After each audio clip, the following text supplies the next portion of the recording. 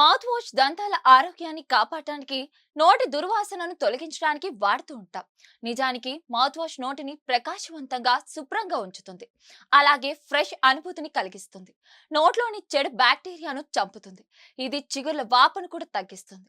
అయితే mouth wash ఒక్కటే వాడితే సరిపోదు. రోజు బ్రష్ చేసుకోవడం తప్పనిసరి. అలాగే మౌత్ వాష్ లో ఆల్కహాల్ ఉంటుంది. దీంతో నోరు పొడిబారుతుంది.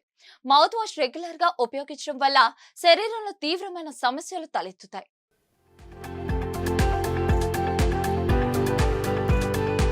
రోజుకు 2 సార్లు మౌత్ వాష్ ని ఉపయోగించే వారిలో మధుమేహం ప్రమాదం ఎక్కువగా ఉన్నట్లు నిపుణులు గుర్తించారు.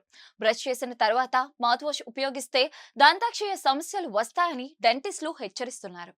అతిగా మౌత్ వాష్ వాడేవారిలో క్యాన్సర్ ముప్పు ఎక్కువగా ఉంటుందని కొన్ని అధ్యయనాల్లో తేలింది. ఇందులో ఉండే సింథటిక్ పదార్థాలు క్యాన్సర్ కు కారణమవుతాయి.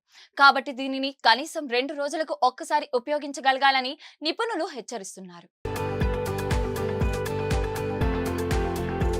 మరిన్ని వీడియోస్ కోసం ఛానల్ ని సబ్స్క్రైబ్ చేయండి. లేటెస్ట్ అప్డేట్స్ కోసం వాట్సాప్ ఛానల్ ని ఫాలో చేయండి. అండ్ లింక్ డిస్క్రిప్షన్ లో ఉంది.